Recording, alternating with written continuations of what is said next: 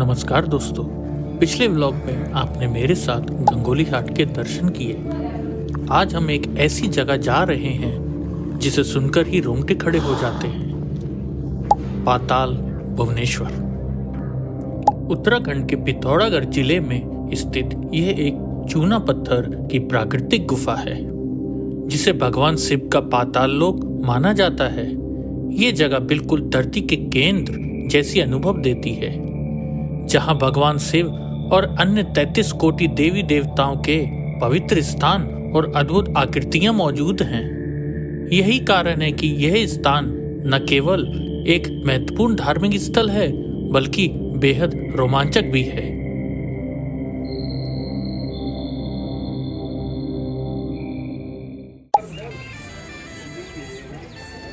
ये गाड़ी है पाताल भुवनेश्वरी के लिए।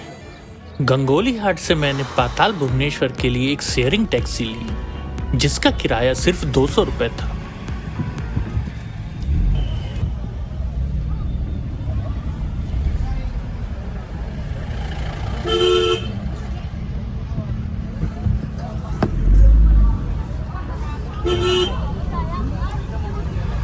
सफर इतना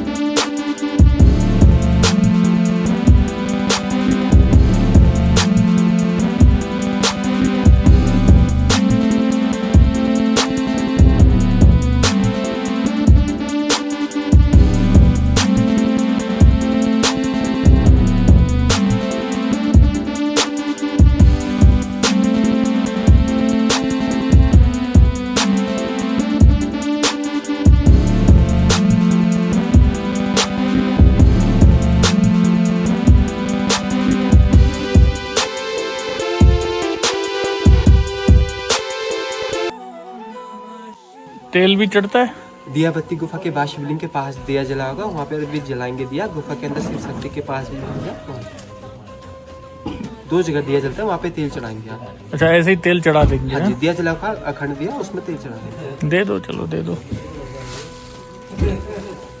भैया आपको इससे पहले नीचे से बाएं और भुवनेश्वर के दर्शन करने। हाँ हाँ, माता चंडिका भगवान शिव का पुराना मंदिर है। बाईं ओर। हाँ, नीचे से बाईं ओर हाँ, माता चंडिका भगवान शिव का पुराना मंदिर है। वहाँ दर्शन करके फिर दाईं ओर गुफा है। हाँ, गुफा के दर्शन करेंगे। फिर गुफा के अंदर चारों धामों की यात्रा, 33 कोटि देवी देवता है। अच्छा। रुई भी डाल दूंगा। अरे मोबाइल कैमरा कुछ अलाउ है? फोन कैमरा कुछ अलाउ नहीं सर गुफा के बाहर। फिर फोन पॉकेट में तो अलाउ होगा? ना, वहाँ पे लॉकर रूम बना हुआ है, वहाँ पे रखने की व्यवस्था है। अच्छा अच्छा, सही है। Honour point major Sameer Katwal, Kumaon regiment. हम उनको नमन करते हैं जिन्होंने 28 अगस्त 1999 को आसाम के नॉर्थ कछार हिल्स में देश के लिए सर्वोच्च बलिदान दिया। कौन सा ये सबसे ऊंचा वाला?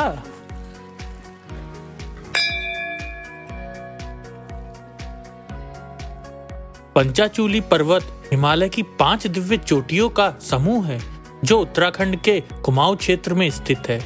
मान्यता है कि पांडवों ने यहीं अपने अंतिम यज्ञ के लिए 5 चूल्हे बनाए थे। ये पर्वत आध्यात्मिक साहस और प्राकृतिक सौंदर्य का अद्भुत संगम है। हाँ जी, इंडिया में ही आता है। हाँ ये तो इंडिया में ही है। यहाँ से लेफ्ट।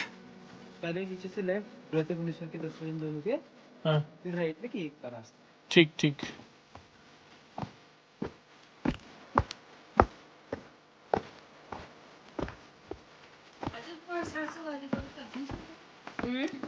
अच्छा,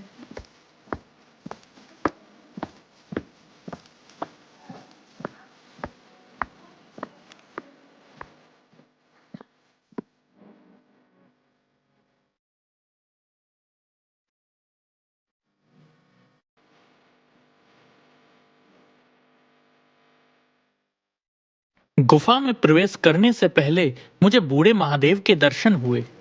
पुजारी जी ने बताया कि गुफा के अंदर जाने से पहले यहाँ आशीर्वाद लेना बहुत जरूरी है।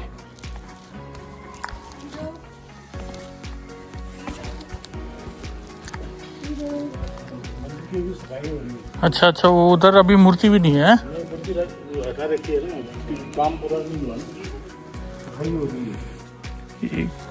ब्रज जागेश्वर है ये। मोबाइल ला सकता हूँ? जय माता दी। ओ बोल। आ जाओ। ये जो है स्वयंभू है। अच्छा अच्छा अच्छा। भगवान यहाँ वृद्ध रूप है, वहाँ बाल रूप है। वो गुफा में बाल रूप है, ये वृद्ध रूप है। अच्छा अच्छा तो इसलिए पहले दर्शन यहाँ के होते, फिर वहाँ के होते। अच्छा अच्छा यहाँ से दर्शन नहीं करते, उनके दर्शन अधूरे रहते। अच्छा अच्छा जगह दूर स्वयं भी जाते हैं। अच्छा। हाँ, ये सारी चीज है। जी।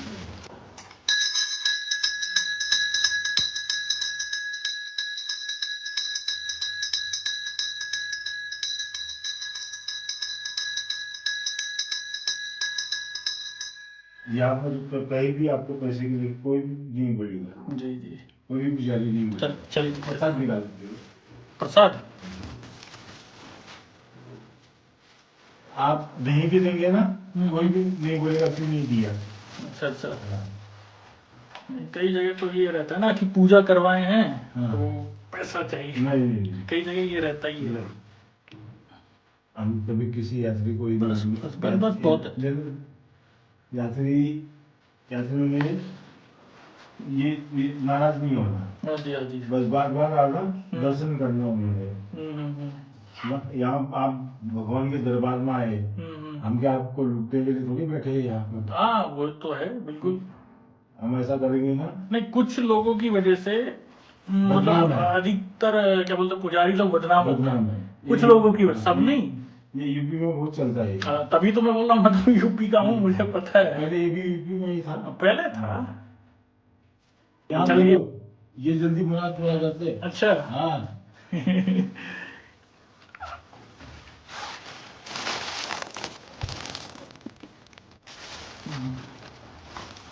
नमस्कार।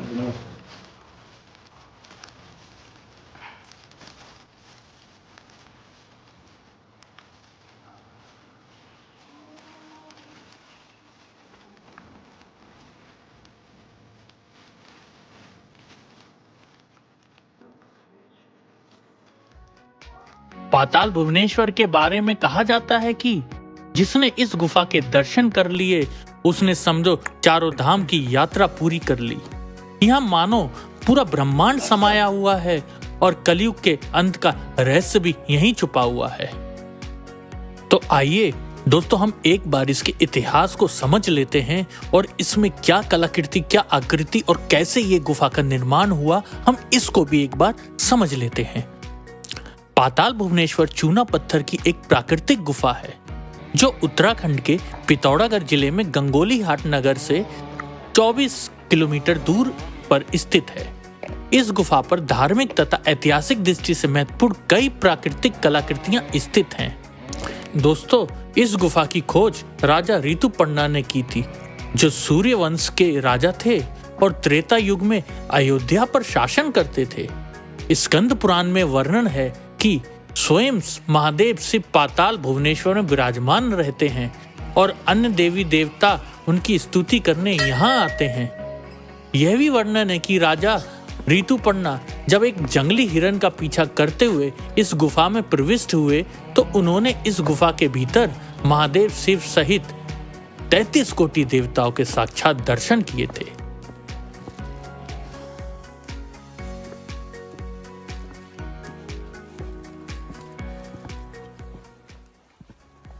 दोस्तों, यहाँ कैमरा या मोबाइल ले जाना सख्त मना है। इसके लिए देहरादून से स्पेशल परमिशन चाहिए होती है, जिसके लिए मेरे पास समय नहीं था। लेकिन आप लोगों को इस दिव्य स्थान के दर्शन कराने के लिए मैंने डीएम दीपक रावत सर की क्लिप का इस्तेमाल किया है। इन दृश्यों को देखिए, अंदर की आकृतियां आपको हैरान कर देंगी। ऐसा लगता है जैसे हर पत्थर कुछ कह रहा है।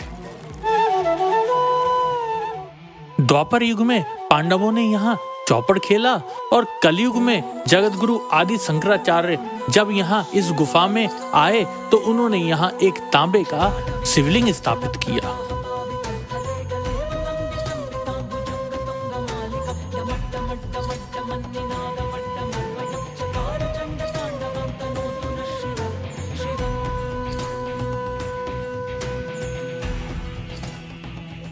गुफा के अंदर जाने के लिए लोहे की जंजीरों का सहारा लेना पड़ता है। यह गुफा पत्थर से बनी हुई है। इसकी दीवारों से पानी रिसता रहता है, जिसके कारण यहाँ के जाने का रास्ता बेहद चिकना है। गुफा में शेषनाग के आकार का पत्थर है। उन्हें देखकर ऐसा लगता है जैसे उन्होंने पृथ्वी को पकड़ रखा है। और शेषनाग जी ने पृथ्वी को अपने ऊपर समाया सर, ऊपर से पृथ्वी है। हाँ दिख रही है जी, अपने ऊपर इन्होंने समाया है अपने पृथ्वी। ऊपर इसका ऐसा पौराणिक महात्म्य है सर, राजा परीक्षित के लड़के जो जन्मेजय हुए, यही तक्षक नाग है। हाँ जी साहब, यहाँ से गए। हरीश कितना इंटरेस्टिंग है, देखो ये देखो तक्षक नाग पूरे ये पूरी पाताल में फैली है सर। कुछ मान्यताओं के अनुसार भगवान शिव ने क्रोध के आवेश में गजानन का जो मस्तक शरीर से अलग किया था वह उन्होंने इस गुफा में रखा था। दर्शन करते हैं उनको 4 धाम की यात्रा के बराबर फल प्राप्त होता है। पुण्य मिलेगा ना। ये केदारनाथ है। अरे केदारनाथ जी जी, और इसके बगल में आप देखिए सर पंचबदरी है। पंचबदरी बने हुए। हाँ जी, विष्णु। और ऊपर से आप देखिए साहब, ये अमरनाथ जी की जटाएं भी है जो वहां बर्फ की बनती है। इसका पौराणिक उल्लेख ऐसा है सर, जो व्यक्ति इस कलयुग में अगर वो काल भैरव के मुंह से प्रवेश करके इनकी पूंछ तक अगर आदमी निकल जाएगा तो उसका दोबारा जन्म नहीं है। अरे वाह। पाताल की देवी। हाँ जी सर, माँ भुवनेश्वरी इनका नाम है सर। ठीक, आप देखिए भुवनेश्वरी माता का पूरा मुंह है। ऊपर जो आप देख रहे हैं आंखें हैं सर इनकी। भुवनेश्वरी माता। हाँ जी सर, वाइट ये जटाएं हैं शिव जी की। ये जटाएं और उनकी इनमें भागीरथी गंगा बह रही है। 33 कोटि देवी देवता स्नान कर रहे हैं। ये पाताल भुवनेश्वर महादेव का शिवलिंग है। ठीक, इस लिंग में जो ये तांबे की प्लेट है सर, जी ये जो मेटल देख रहे हैं आप, जी समझ। आदि गुरु शंकराचार्य जी ने। आगे आप देखिए ब्रह्मा जी खड़े हैं। हाँ, विष्णु जी सैया में लेटे हैं। ये शंकर जी हैं। ये होते ब्रह्मा विष्णु महेश। ऐसा है। इसमें साहब ये 5 पांडव हैं हाँ, जो सामने आपको नजर आ रहे हैं। 5 पांडव। हाँ, पीछे आप देखिए भगवान शंकर जी हैं। हाँ, ये पार्वती जी। ये पार्वती जी। एक गोट है चौपड़ के आगे। ठीक, उसका मस्तक है। अच्छा, वाह वाह। हाथी का। हाँ, पूरा मस्तक दिख। ये उसके कान है सर, एक इधर है एक पीछे देखो से। इधर से सर ये हाथी है सर, इसके 1000 पैर है साथ यहाँ से। ये आप देखो सर। ये तो एरावत के वैसे थे भी 1000। हाँ, पूरे 1000 पैर थे सर। ये आप देखिए। हाँ जी, इस साइड में है सर। ये जो आप देखे ना पूरे पैर है सारे। अभी यहाँ से आगे की गुफा है साहब, ये देखिए यहाँ पूरा लेट के आदमी टर्न नहीं ले सकता है। लेकिन आप चले गए। हाँ जी, ये काफी स्पेस। सांस लेने में दिक्कत नहीं है। सांस लेने में आया सर लास्ट। इस गुफा की सबसे खास बात तो ये है कि यहाँ एक शिवलिंग है जो लगातार बढ़ रहा है। वर्तमान में शिवलिंग की ऊंचाई 1.5 फीट है और शिवलिंग को छूने की लंबाई 3 फीट है। यहाँ शिवलिंग को लेकर यह मान्यता है कि जब एक शिवलिंग गुफा की छत को छू लेगा तब दुनिया खत्म हो जाएगी। संकरे रास्ते होते हुए इस गुफा में प्रवेश किया जा सकता है। तो ये गुफा काफी अद्भुत है और आप लोगों को एक बार इस गुफा में साक्षात्कार करने के लिए अवश्य आना चाहिए।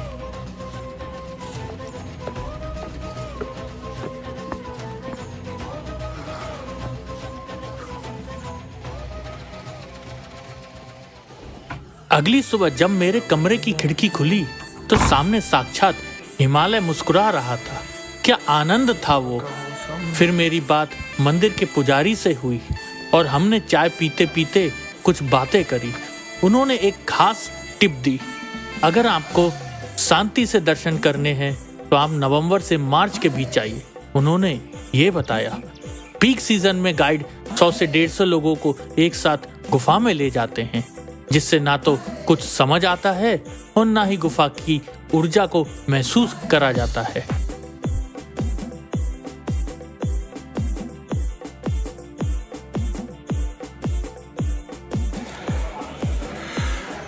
धूप आ चुकी है बढ़िया वाली। अब वापसी का समय था। हल्द्वानी के लिए टैक्सी ली।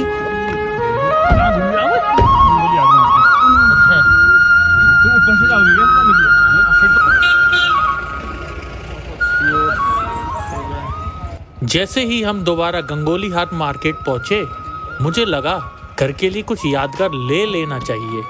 फिर इस दीदी की मदद से मम्मी के लिए गरम सलवार सूट, बहन के लिए गरम स्वेटर और साथ में कुमाऊनी सिर पर बांधने वाला लेडीज धन्यवाद दीदी। बंडाना भी ले लिया।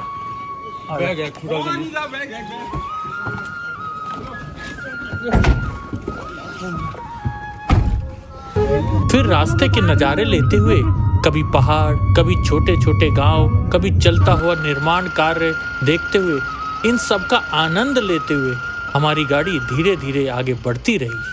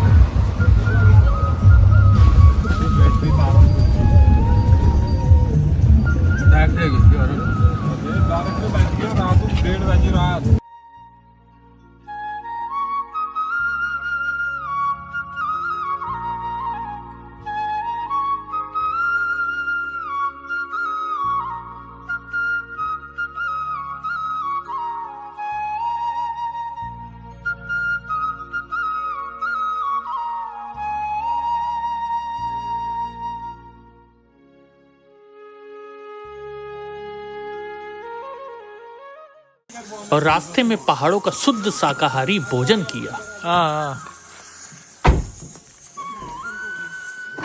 ये है भैया का होटल।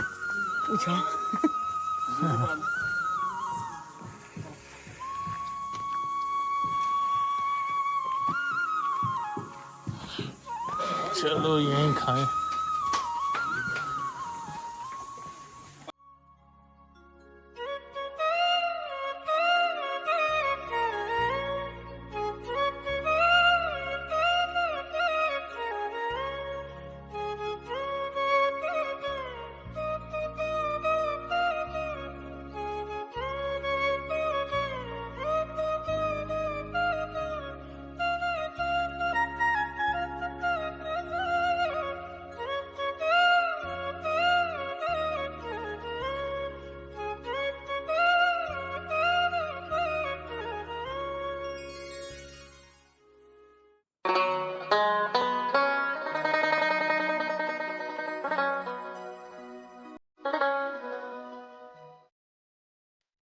अल्मोड़ा पहुंचते ही मैंने यहाँ की मशहूर चॉकलेट बर्फी और वो अनोखी आइसक्रीम वाली मिठाई खरीदी।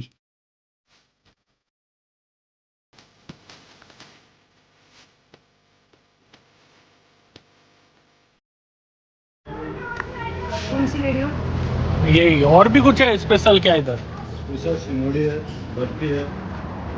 बर्फी तो खाते रहते तो हाँ मिलती है। हैं? मिलती होगी बर्फी तो मिलती है। ये पान वाला है क्या है? सिंगोड़ी, हाँ सिंगोड़ी। क्या है ये? थोड़ा सा हल्का चेक कराना मेरे को।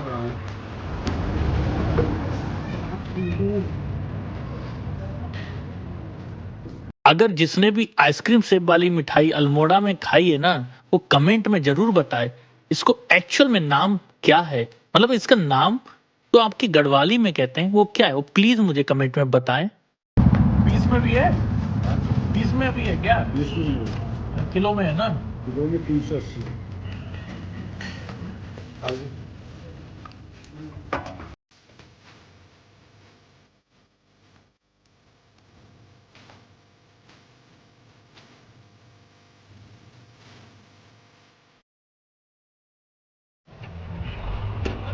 फिर हम आगे बढ़ ही रहे थे कि तभी एक जाम मिल गया।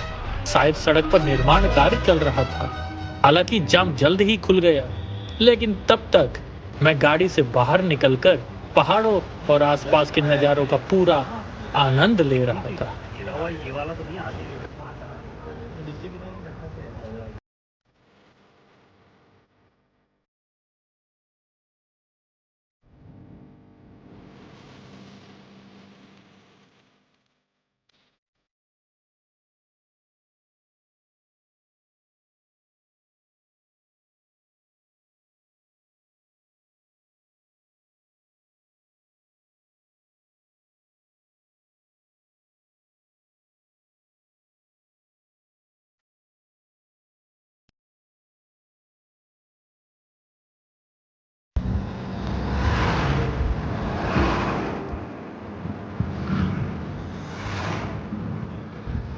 अब हमारी गाड़ी बाबा नीम करौली के मार्ग से होकर गुजर रही थी, लेकिन ट्रैफिक ज्यादा था और देर भी हो रही थी।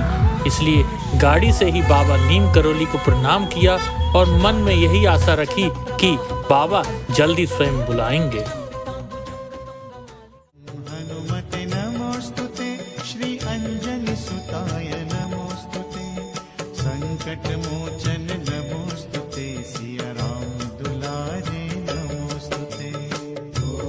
हनुमते नमोस्तुते, श्री अंजनी सुताय नमोस्तुते, संकट मोचन नमोस्तुते, सिया राम दुलारे नमोस्तुते। फिर कुछ ही देर में ड्राइवर भाई को एक पार्सल देना था, इसलिए हमारी गाड़ी भीमताल नैनीताल में रुकी। इस छोटे से ठहराव के दौरान मैंने वहां के खूबसूरत नज़ारों को अपने कैमरे में कैद भी कर लिया।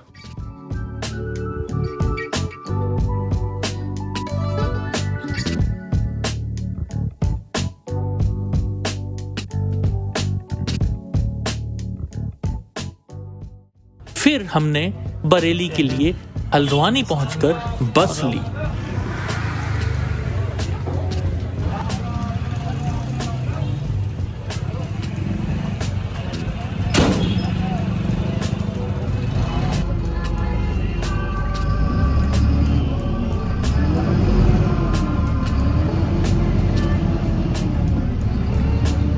बस में मुझे एक प्यारी सी बिल्ली दिखी, जिसे देखकर मन को अलग सी संतुष्टि मिली। पूरी बस तो मानो उस बिल्ली की दीवानी हो गई। वो पंजे मार देती है, पंजे मुंह पे।